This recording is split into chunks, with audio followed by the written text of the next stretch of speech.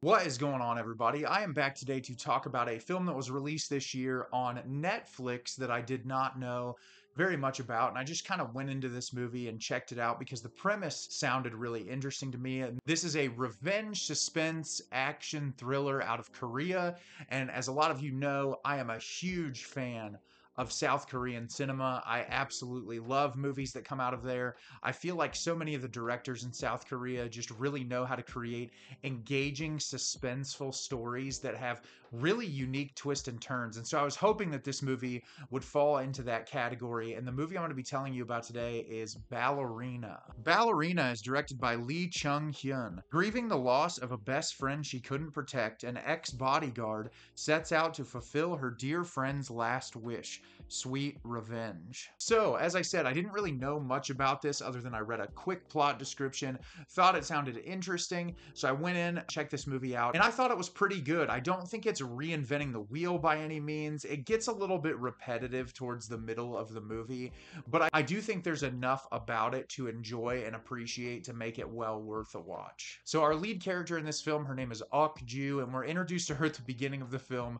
in a very interesting way. She goes into a convenience store. These guys are robbing the convenience store. She kind of pushes in between them and has, I think it's like a pancake mix, and says, I want to buy this in the middle of this guy being robbed. And she ends up beating the crap out of all of the guys in there and pays for her stuff and leaves.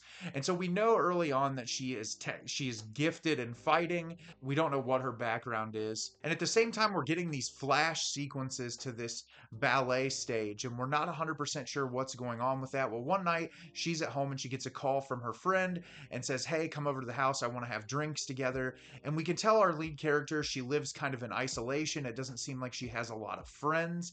And so she ends up going to that friend's house, finding this box on her bed that has ballerina shoes in it. And she looks at this note left in there and it says, please get revenge for me. I really enjoyed getting drinks with you and being your friend.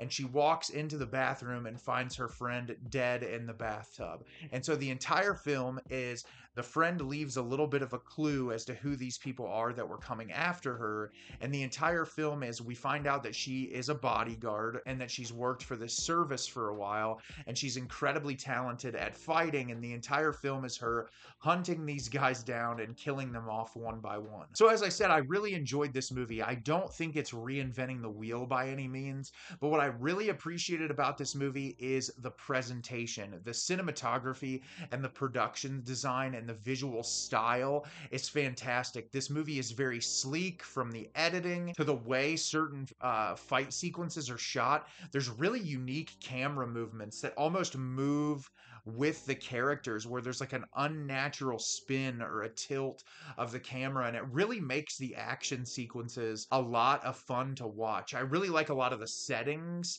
in this movie where the fight sequences take place. There's a lot of like neon in this and really bright, vibrant colors that make it a very easy and fun watch. I think our lead actress, who also was in the movie Burning, that I really loved a lot, does a fantastic job. I like the way that the film gives us snippets of her and her friend's relationship. We jump back in time and kind of see brief moments and interactions between these characters that build up a nice emotional core to keep you attached to these characters and make you continue wanting to watch and learn more. The villains in this are okay. I feel like their motivations, other than just being bad guys, there's not really much more to them. And we don't really linger much with their character to get a whole lot of threat other than they're big, burly dudes that are good at fighting, which, I mean, not every movie has to have really deep, compelling villains, but it does help to give them a little bit more of an arc so that it makes the film more interesting. And so that was a bit of a detriment. I think the biggest issue that I have with this movie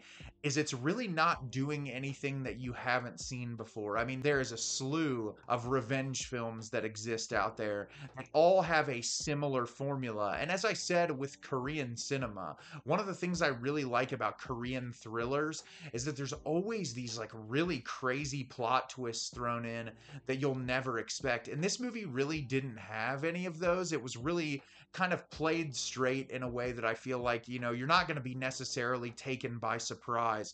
But I think because of how highly stylized this movie is and how really good it looks, like the violent sequences in this are violent. It gets very brutal. It's very bloody. There's some really gnarly kills in this that I liked a lot. I really liked the attention to detail to it.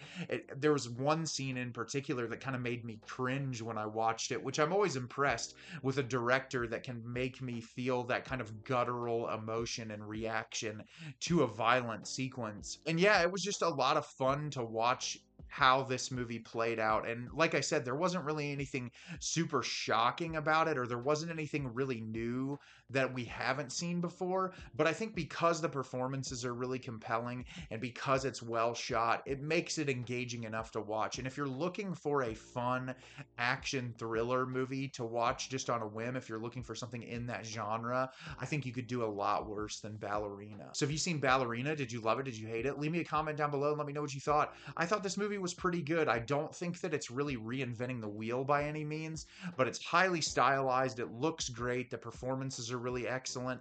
And to me, that's enough to warrant a watch. As always, if you can like the video and subscribe to the channel, helps me out a lot and lets me know the type of content you're looking for. I'm always putting out new material and look forward to getting more out for you in the near future. And as always, everyone, thank you so much for watching and have a great rest of your day.